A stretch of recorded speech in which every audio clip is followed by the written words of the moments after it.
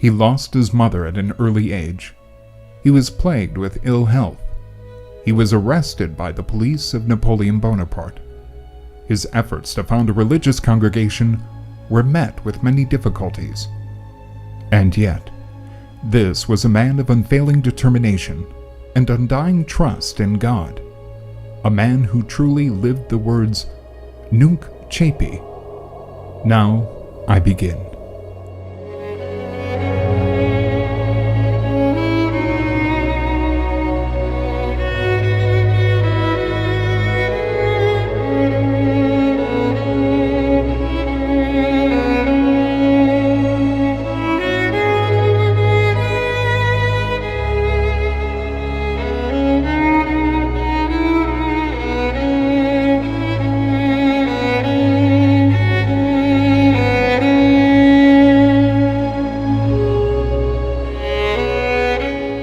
His relationship with the Lord Jesus was absolutely the heart of everything.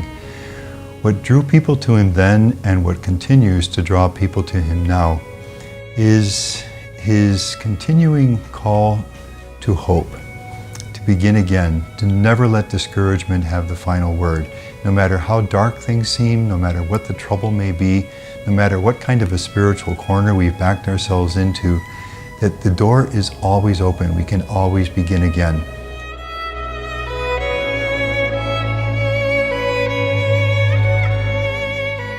The Italy of 1759 is not yet a unified nation, but a collection of separate kingdoms. Gently caressed by the Alps and placed precariously close to revolutionary France, the region of Piedmont in northern Italy is where Father Lanteri will spend most of his life.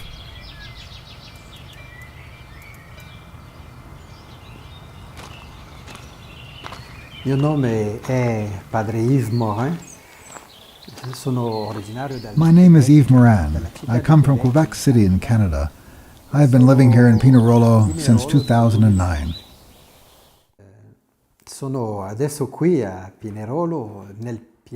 I am here now at Pinerolo in Piedmont, which I first saw as a seminarian when we would go to view in another nearby valley. E adesso di essere qui a Pinerolo, al piede proprio delle montagne, davanti alle grandi praterie. And now being here in Pinerolo, at the foot of the mountains, vicino a Torino, conoscere I posti dove lui before the great Italian plains near Turin, to know the place where he, Lanteri, actually walked and traveled, is for me a beautiful, great opportunity to feel in some way the world that he saw and felt around him.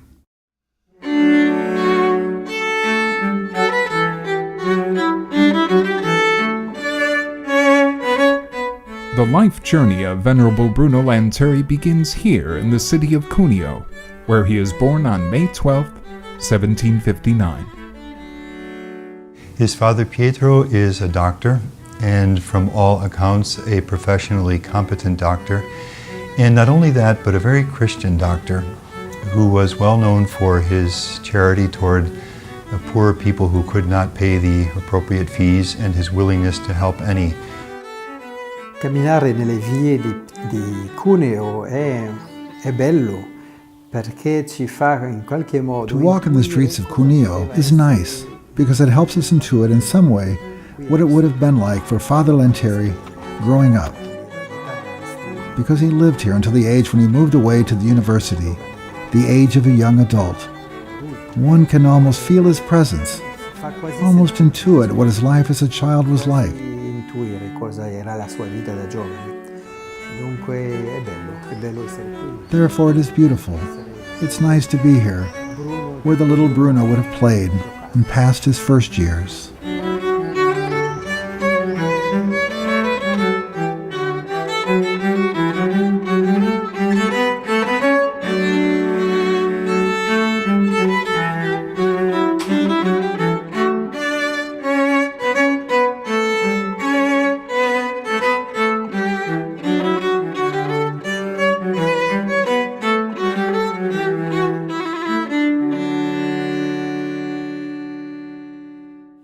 Dobbiamo pensare a una grande città in una zona agricola we should think of a large city in an agricultural area, and therefore people come from the countryside to the big city to sell and to buy products.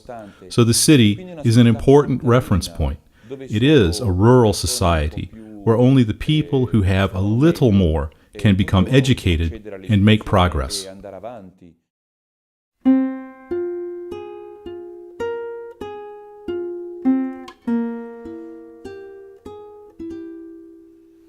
The seventh of 10 children, young Bruno's childhood is not without tragedy. 5 of his younger brothers and sisters die at a young age. Then there is an even greater tragedy. Bruno's mother, Margherita, dies when Bruno is only 4. Dr. Pietro Lanteri, grieving the loss of his wife but ever concerned for his children, brings little Bruno before an image of the Blessed Mother. Pointing to the image, the doctor tells his son, "She is your mother now." And years later, in fact, in old age, he said a number of times this phrase, which was repeated and remains in the lore of those who knew him: "I hardly ever knew any other mother than the Blessed Virgin Mary, and I have never received anything but caresses from so good a mother." Now let's note the first half of that phrase before we move too quickly to the second. I hardly knew any other mother than the Blessed Virgin Mary. Too soon in his life, the feminine maternal presence of a mother was removed. But as so often would be the case throughout his life, human tragedy becomes the open door or the stepping stone into a new spiritual richness. From that time on, he would take Mary deeply into his heart, into his life. She would fill for him the need for the feminine warmth and love that his young heart lost too soon, and she would become decisive in his life.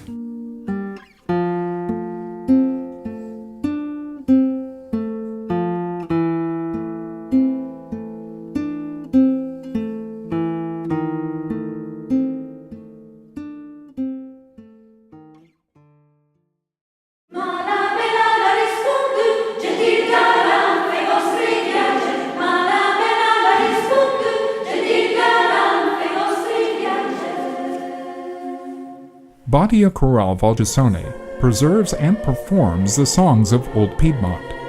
Handed down orally generation to generation, these songs give us a glimpse into the music of Lanteri's time.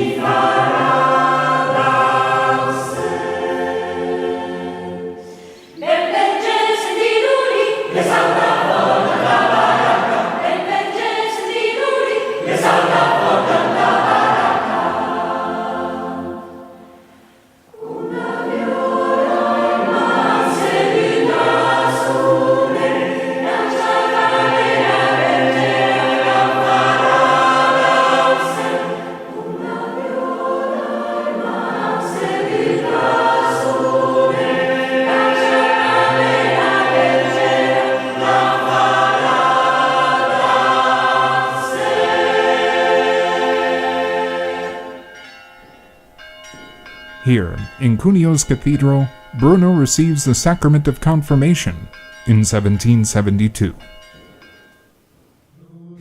When the young Bruno is 17 years old, he, with his father's permission, attempts to join the Carthusians. Now that tells us a lot about the preceding years, that a 17-year-old young man would want to consecrate his life to God, and not only to consecrate his life to God, but in the most rigorous form of religious life that exists, the austere penitential life of the Carthusians, tells us a great deal about what has preceded.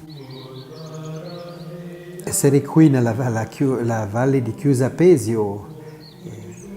To be here in the valley of Chiusapesio, that faces the monastery of the Certosa, makes us see how much Father Lanteri felt this desire for an intense spiritual life.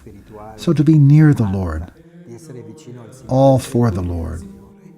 E lui decide questo passo, vuole veramente dedicarsi pienamente alla preghiera, anche allo studio, alle buone letture. He wants to truly and fully dedicate himself to prayer and study and good reading in a Marian setting. La Certosa si dice And therefore, he turns to the Carthusians. The Carthusians say they have never needed reform because they have never been deformed. And in the monastery, there is a very high entrance standard. E quando lui viene accolto dal priore, The prior receives Lanteri, studies him, and does not have doubts about his good capacities. However, he sees Bruno's delicate physical health. Speaking with Lanteri in the prior's own room, the prior points to the view of the cemetery outside the window, as if to say, if you stay here, you won't last long here.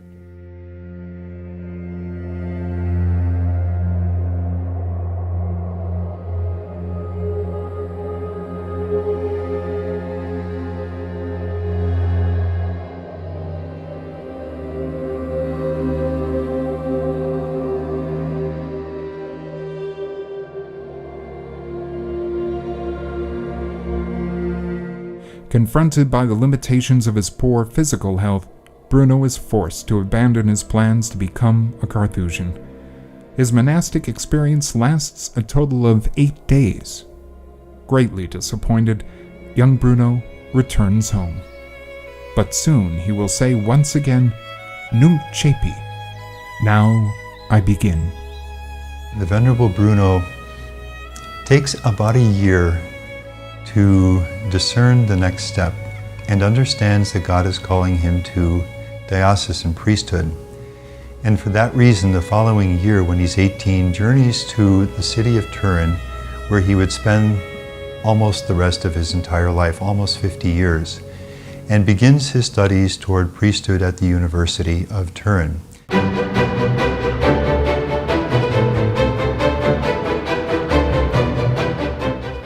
Torino, otherwise known as Turin, a bustling city, the capital of the Kingdom of Piedmont, the center of political activity, of cultural activity, of Catholic activity.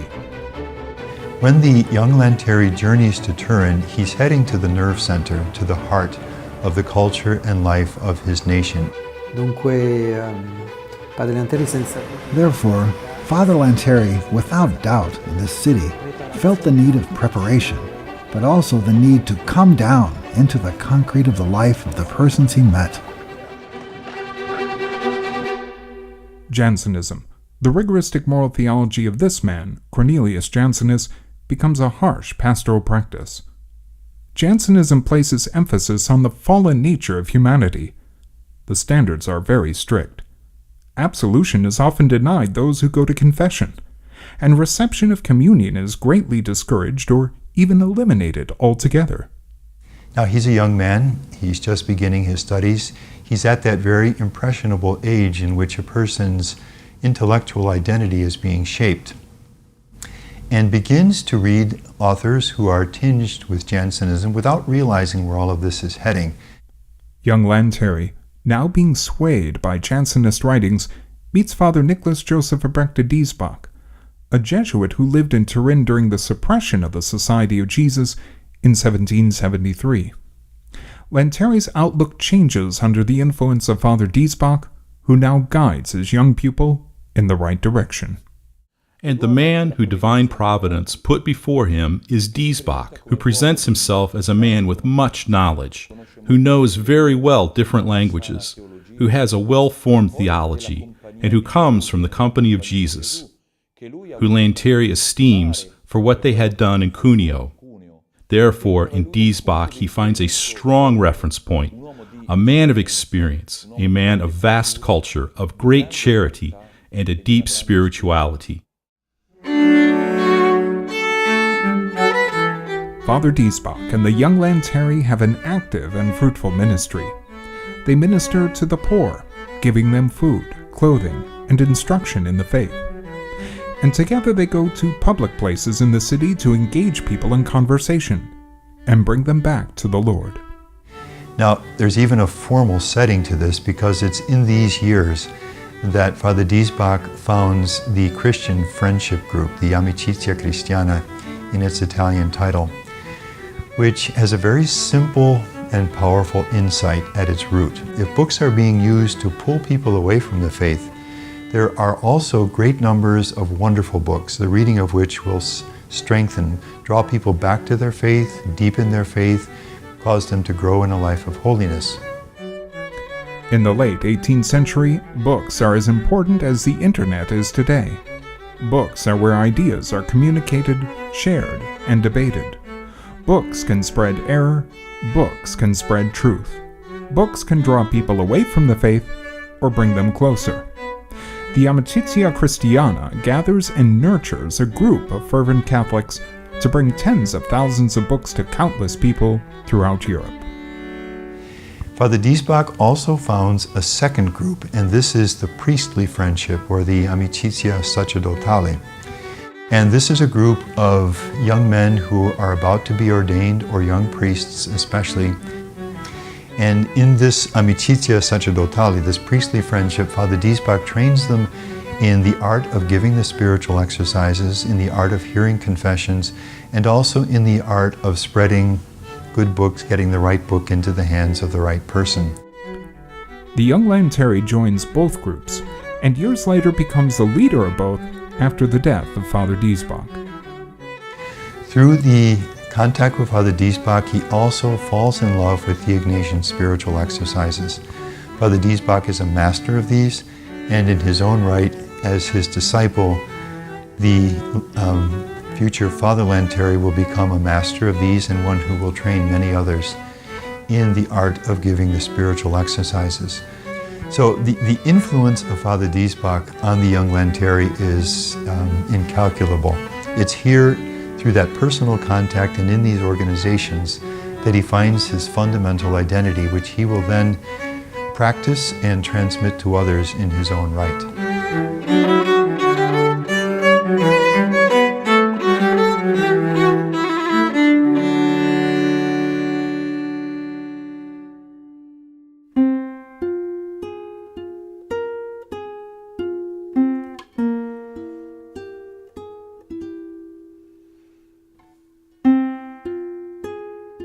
Ever mindful of his reliance on his Heavenly Mother, young Lanteri makes a loving and heartfelt act of consecration to the Blessed Virgin Mary in August of 1781. He is ordained to the diaconate a few months later. After a brief period in Vienna with Father Diesbach, Bruno Lanteri returns to Torino to complete his studies. He now puts together a spiritual program in the form of 24 manuscript pages, a program he will follow for the rest of his life. Mass will be at the heart of every day. He will go to regular confession. He will be faithful to the divine office. He will make daily visits to the Blessed Sacrament. He will do spiritual reading on a daily basis. And so he writes very, very strongly at one point and repeats this twice, God alone, that the whole center and purpose of his life, I am created by God, called to eternal life with God, and the single deep purpose for which I am here in this life is to live close to God, is what we would say to live the life of holiness, to live and to love and to serve out of the life of holiness.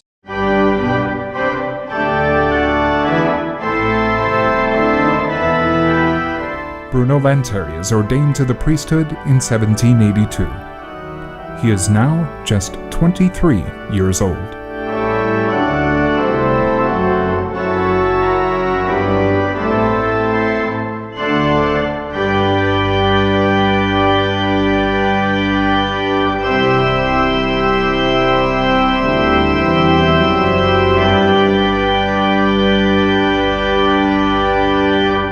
Lanteri has a long and fruitful priesthood. He continues his apostolate of good books, his work with the poor, with prisoners, and with university students, people of all walks of life. Another service is the service at the hospitals. He would go and seek out the poor. The hospital in that era was not like today. They were closed to the poor, and so Lanteri goes there to evangelize. Another apostolate is the sick. He is free, and he realized that priests do not visit the sick in their homes. He instead educated by Diesbach, goes to the homes of the sick, and this way he makes many friends. The Venerable Lanteri, out of his own experience in making the spiritual exercises himself, but also out of an extensive experience of giving this retreat to many others, comes to the conviction that there is no other instrument in the Church which has equal power to awaken in those who have access to it dispositions of sanctity. That is, that a person who makes the Ignatian spiritual exercises well will come out of them with a desire to be a saint. And this is what leads the Venerable Lanteri to promote the spiritual exercises as much as he can personally, and to dedicate a great part of his life to training others who would give these spiritual exercises. And the blessings that came from this only God will know. But so many lives were touched and transformed in this way. As the years pass, he also helps found the Convito Ecclesiastico, a residence of ongoing spiritual formation for newly ordained priests. Yet another important part of Lanteri's work is the sacrament of confession. He begins to hear hours and hours of confessions. He also promotes the moral theology of St. Alphonsus of Liguori in a way that would shape the confessional practice of great numbers of priests over the decades of his priestly life, and would do a great deal to promote that more merciful approach to God that won back so many people discouraged by the rigor of Jansenism. Lanteri will say over and over again in his letters that the real enemy in the spiritual life is discouragement, and to never give in to that. And this is where the theme of beginning again comes in. To one woman, he says to her, there's something heroic about this beginning again. He says, begin again, not only every day, but every hour of every day. And in his own writing says, if I should fall even 1,000 times a day, 1,000 times a day I will, with peace in my heart, turn to God, ask his forgiveness, and begin again. Even as Lanteri's fruitful ministry continues, darkness looms on the horizon.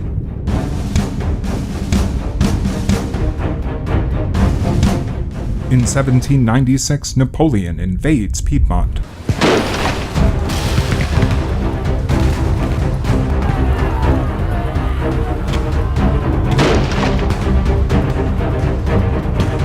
A newly signed treaty ends the kingdom's independence.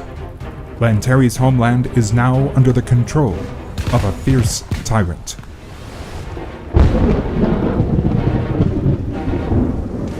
Very quickly after the French take over the nation of Piedmont, the religious orders are suppressed. They are simply sent into the streets to survive as best they can. Seminaries are closed, seminarians are forced to enter Napoleon's armies, and a very heavy control is placed over the entirety of the teaching and life of the Church. The relationship between Napoleon and Pope Pius VII rapidly deteriorates. Napoleon sends his armies into the Papal States, takes over the city of Rome, and trains his cannons on the papal residence. He decrees the suppression of the Papal States and their incorporation into his empire. Pius VII signs a decree excommunicating all those who have taken part in this action. Furious, Napoleon calls the Pope a raving lunatic who must be confined.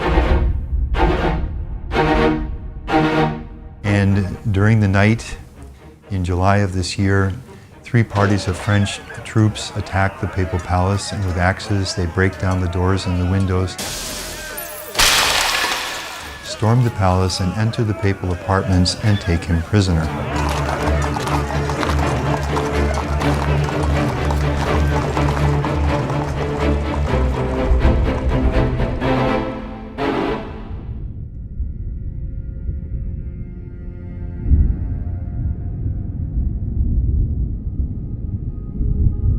After a long journey, the prisoner pope is taken to the episcopal residence in Savona, supposedly as a guest of Napoleon, but is under complete surveillance.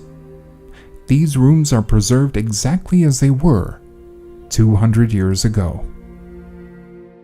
Essere negli appartamenti dove Pio VII è stato. To be in the apartments where Pius VII was a prisoner makes one feel how much basically the Pope was humiliated. In questo ambiente si sente quanto era opprimente essere rinchiuso. In this environment, one feels how oppressive it was to be closed up.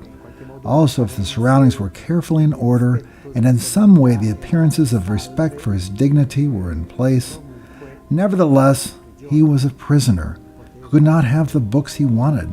He could not receive letters. He could not send letters or writings, and therefore he really was in prison. Dunque era veramente in prigione. For example, on the bedroom wall there was even a hole where one could observe if the Pope was sleeping. Se stava dormendo, se era in camera, se era lì. E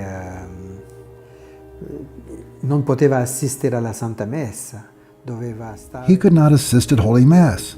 He had to participate from the balcony above and take part without being with the people singing or praying.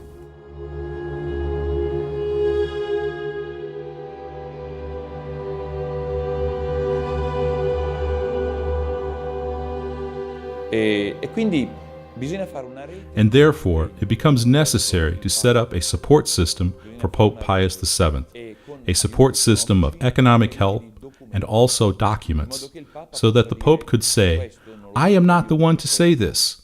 This council in this year has said it already. It is not that I am in personal disagreement, rather it is the tradition of the Church, and the proof of this is in this or that church document. So Pio Bruno Lanteri enters into this network of support for the Pope, giving him economic help and documents. This obviously creates for him great enemies, because it is already declared that whoever is found in possession of these papal documents risks the guillotine. But Lanteri, with courage, looks not at his own personal gain, but that of the Church, that of the greater good of the Church. But how does the Pope receive physical documents while being constantly watched? Father Lanteri gathers the necessary documents, carefully hiding them in his apartments until giving them to a member of the Amitizia, who is received in audience by the Pope. While bowing to kiss the Pope's ring, the man slips the papers into the folds of the Pope's garments. All of this, of course, makes Napoleon furious, and the French police do everything they can to catch those who are involved in this kind of support of the Holy Father. And in fact, one of them is arrested, and amongst his papers is found a list of names. One of those names is Venerable Lanteri's. When police search Lanteri's apartment, they find nothing. The papers that would have compromised the priest are hidden in his kneeler. As Lanteri is kneeling during the search, the police never bother to look there. Eventually, Lanteri is arrested and interrogated, his papers thoroughly searched. He cannot celebrate Mass in public and cannot hear confessions. Finally, Bruno Lanteri, without a formal hearing and without a trial, is sent into exile. Due to his delicate health, his exile is commuted to his country home of La Granja.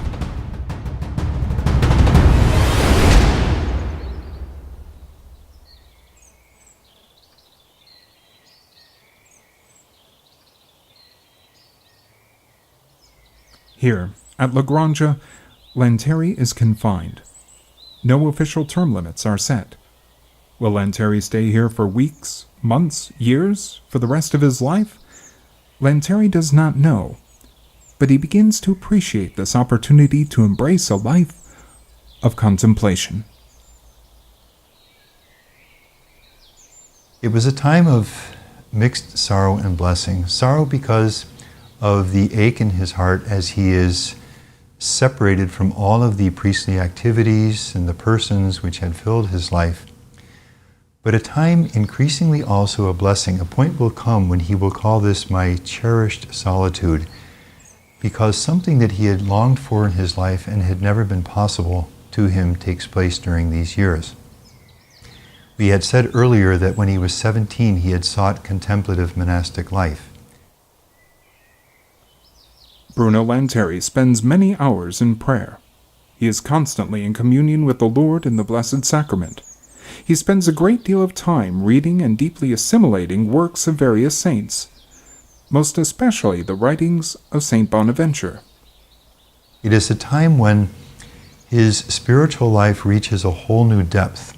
One of the priests, younger priest, one of his disciples, who knew him and visited him during those years, would later testify after Venerable Lanteri's death that he was convinced by the way Father Lanteri could speak about the various degrees of contemplative prayer, that he was experienced himself, that he grew in those years into the deepest levels of infused, passive, mystical contemplative prayer.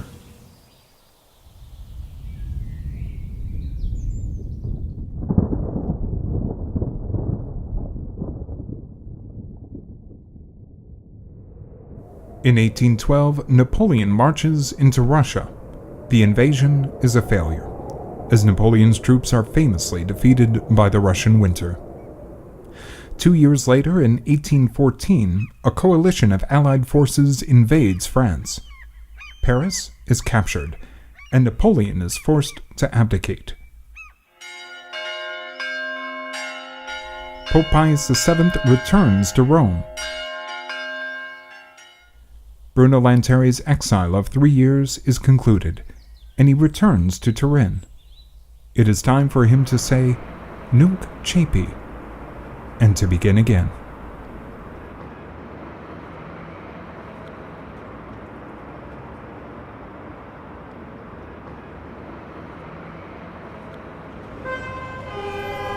The church in Piedmont is in a shambles after the Napoleonic era, but Father Lanteri resumes his active ministry. This includes spiritual direction for the elite of society, including this woman, the Marchesa of Barolo.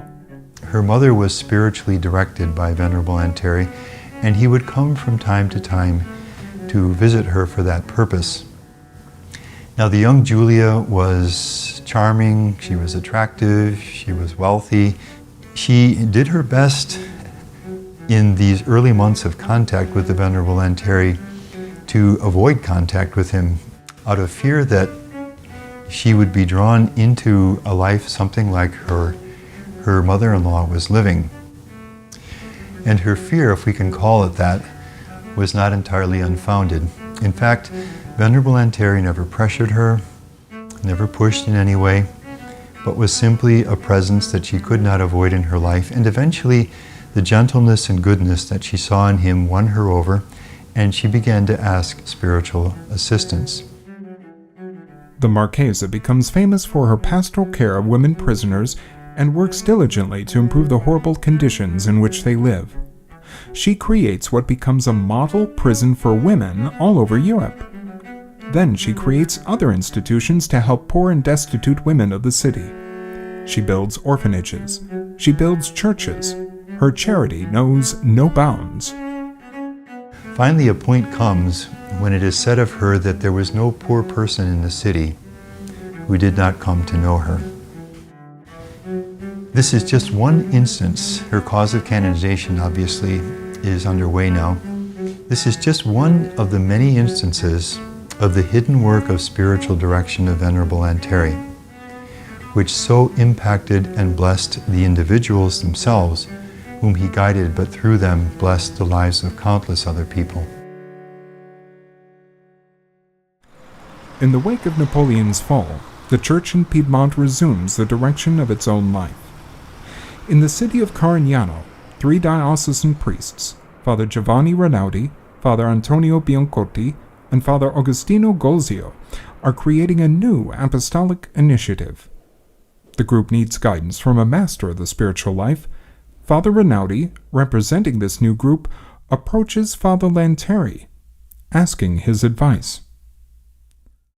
And Lanteri said that he has already begun with some priests to accept invitations to give the spiritual exercises in public, what we would today call popular missions. However, they would apply the dynamic of the exercises to people who had need of being evangelized. In other words, they wanted to teach people the whole life of Jesus, not only sin, hell, and judgment. They wanted to preach the private life, the public life, the passion, the resurrection, and that Jesus is present with us. And Lanteri said, with the exercises, we are already reaping fruit. So let us unite forces and dedicate ourselves to this together. Under the guidance of Father Lanteri, the new group dedicates itself to the kinds of works Lanteri had been promoting among priests for all of his life, giving the spiritual exercises of St. Ignatius, combating current errors, and disseminating good books. The group of three is won over by this suggestion of Father Lanteri, and he assumes at a distance, because he doesn't go to Carignano to live, he visits occasionally, but from a distance assumes the leadership of this group. And this is the beginning of what will become the Oblates of the Virgin Mary. In 1816, 2 years after the initial project, they are given diocesan approval as a diocesan community within the Archdiocese of Turin. Thus begins a diocesan-wide congregation known as the Oblates of the Blessed Virgin Mary. The word oblate means offering. They offer themselves to God through Mary. The priests of this new group become well known for their tireless and active ministry. They are popular confessors. During a parish mission, confessions could begin at 4 o'clock in the morning and continue for over 20 hours, past midnight. The Oblates of the Virgin Mary chose the moral teaching of St. Alphonsus, a gentle moral teaching. Today, many phrases of Pope Francis are the phrases that Father Lanteri already said about mercy.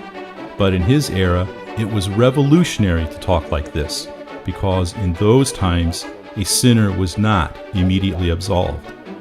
As the Oblates gave the spiritual exercises, the popular missions, as they implemented this aspect of mercy, the faithful ran to them. This stirred up the jealousy of other priests who said that the Oblates were teaching lax morality, which was not good, and so they complained continually to the bishop. Just 1 year after the founding of the Oblates, a certain Archbishop Cavarotti becomes the new Archbishop of Turin. And his contact with the Oblates becomes somewhat discouraging for the Oblates.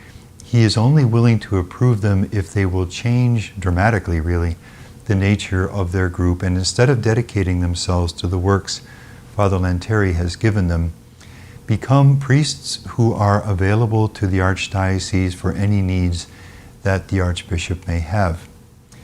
Understandably, they resist this, seeing in this something different from the call that they feel from God, and decide that in the face of that difference or with the Archbishop, that it may be wiser simply to dissolve the group and wait for other times, and perhaps better times, for the future of the group. The Oblates of the Blessed Virgin Mary cease to exist.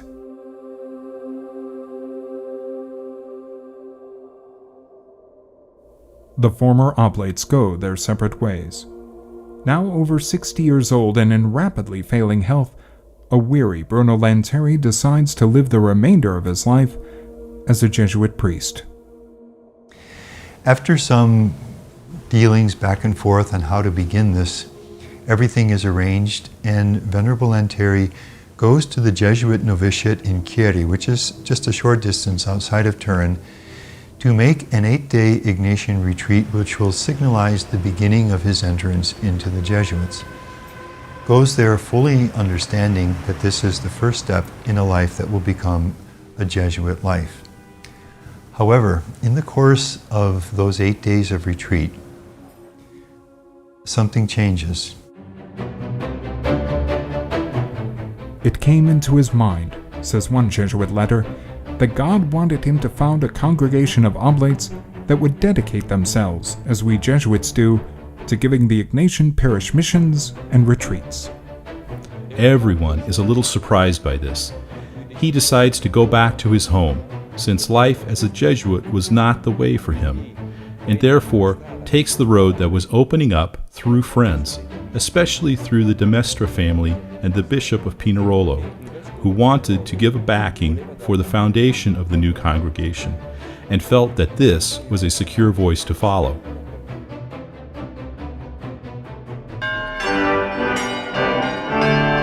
the congregation of the Oblates of the Virgin Mary is reborn, this time as a congregation of pontifical right. On April 7, 1826, Father Lanteri and his secretary, Father Logero, journeyed to Rome.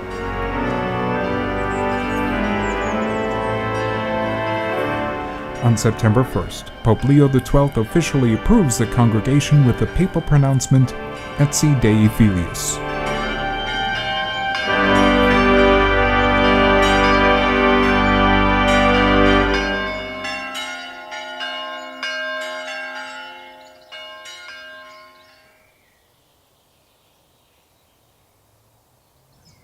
Finally, in 1827, Lanteri leaves Turin and transfers his residence to St. Clare's in Pinerolo.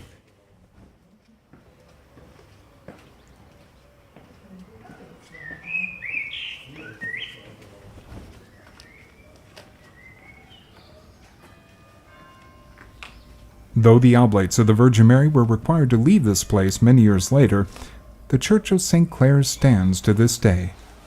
Old, showing its years, yet still a stately reminder of humble beginnings.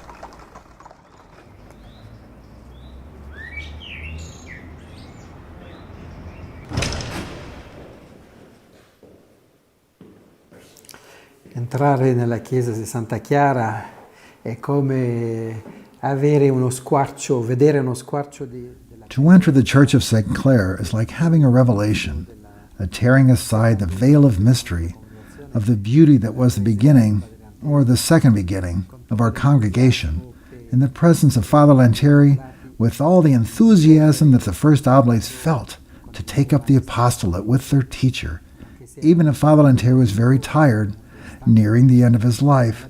But the beauty of this church speaks to us of the beauty of this really charismatic moment of the foundation.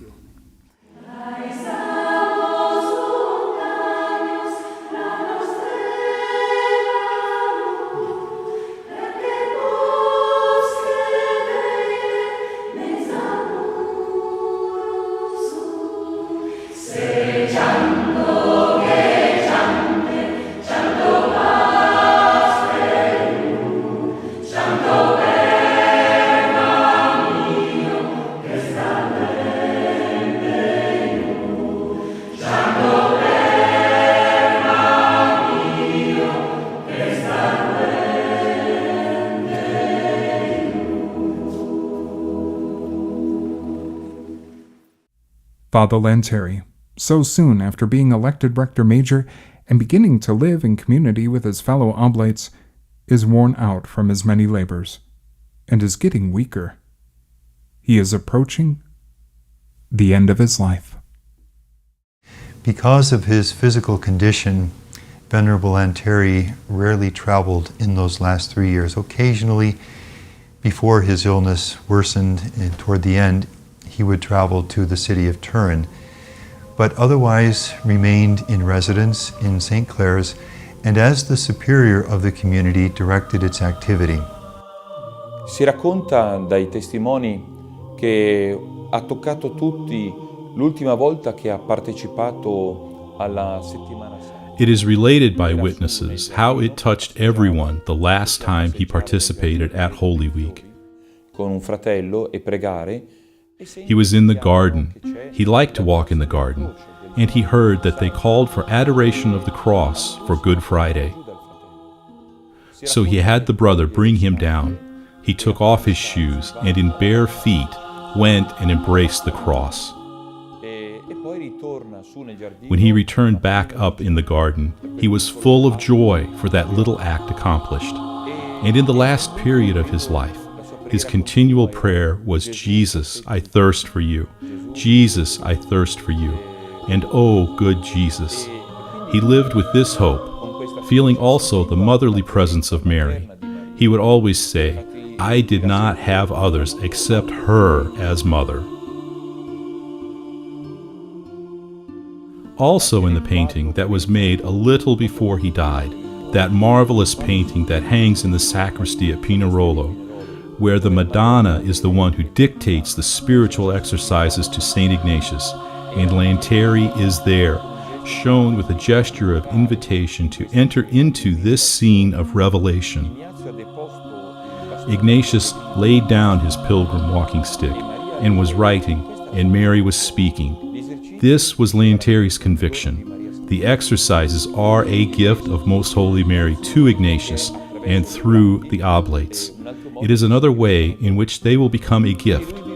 Therefore, he lived the last period of his life in a strong Marian way, stirring up the members, encouraging them, receiving new vocations, the new professions, and to all he gave this strong invitation.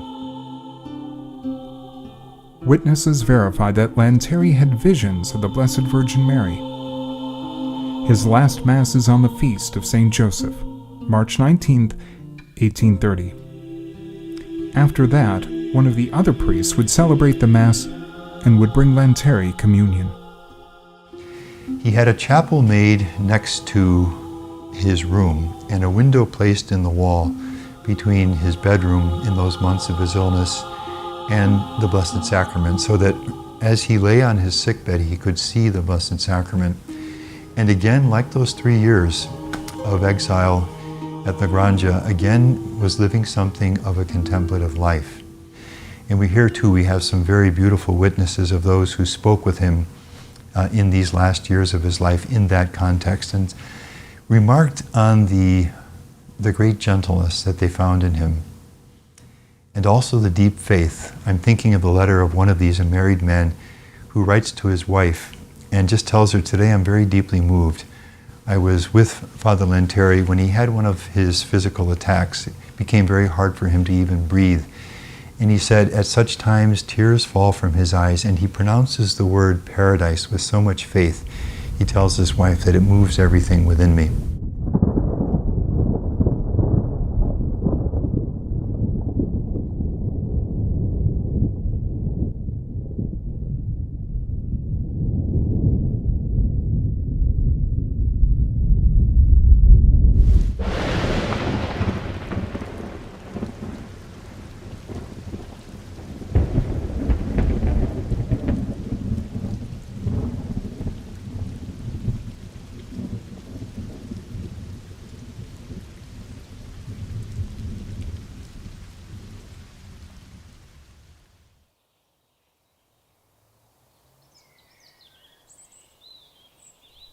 On the morning of August 5th, 1830, Venerable Bruno Lanteri blessed his fellow Oblates gathered at his bedside.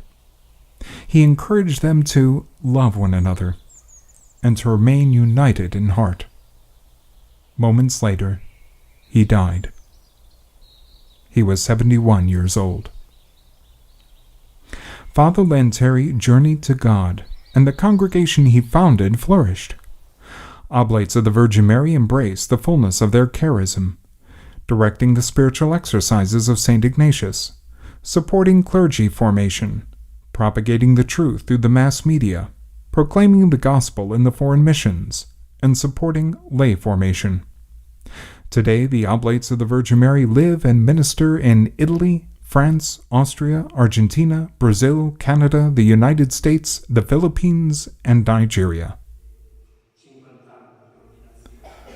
Lanteri's tomb is still in the same city of Pinerolo where he died, in a different church where the Oblates now reside, the Church of the Sacred Heart. Every year, on the Solemnity of the Sacred Heart, the bishop and priests of the diocese gather together here to celebrate the Mass and pray at the tomb of the man who lived by the words, Nunc Coepi. Now I begin. Il Rettor Maggiore mi ha chiesto di venire a Pinerolo e questo è stato per me come la realizzazione della mia preghiera, perché in fondo la mia lettera era rimasta come una preghiera. The Rector Major asked me to come to Pinerolo, and this was like a prayer answered, because the letter I wrote remained like a prayer that the Lord knew. Grazie al Signore di aver avuto questa possibilità di vivere presso la tomba del Padre Lanteri. I was very happy to come here, and am still. Thank the Lord for this possibility to live near the tomb of Father Lanteri, in the surroundings that he worked in, where the Oblates have been well loved, and were wanted here by Bishop Ray, and how they are still loved by the Bishop of Pinerolo now. And I believe I can say that the bishops of Pinerolo, over the years, have been the principal benefactors of our congregation. Spero che questa casa I hope that this house expresses this, its vocation to welcome Oblates, and bring them in some way in contact with our founder. Per cui mi condivido in pieno il suo spirito missionario, con cui lui ci vuole oggi, uomini veramente in prima linea. I share in full his missionary spirit. He wants men today to have that spirit in the front lines of problems. E poi con la solidità, la sicurezza, la fiducia. However, that soundness, security, hope for the spiritual exercises. This requires us above all to journey on a continual walk of conversion. I too have need to be starting all over again. Let us say, to care for my conversion, my improvement, and never say, oh well, it is my character, it's my temperament. I like very much this priority of one's personal spiritual life, and then to think immediately of others. At this point, I am utterly convinced of the heroic sanctity of his life, which the Church declared in the decree declaring him venerable, and hold the deep desire to see someday his beatification and canonization. I find that his message becomes increasingly contemporary as events in the world, cultural and political events, the life of the Church unfold. His message becomes increasingly contemporary. I am always struck by the response of people to his message as we share it today. And above all, I would say, the constant invitation with warmth and hope and good cheer to begin again, and to never let discouragement have the final word, but to always, with hope and with freshness and confidence in God's love, to continue to start anew, start afresh on the journey toward the Lord. Ricadrò 1000 volte, 1000 mi rialzerò, per ogni sbaglio lascerò che tu sani le colpe, e con pace nel cuore dirò, comincio ora mio Signore. Mi alzerò ancora.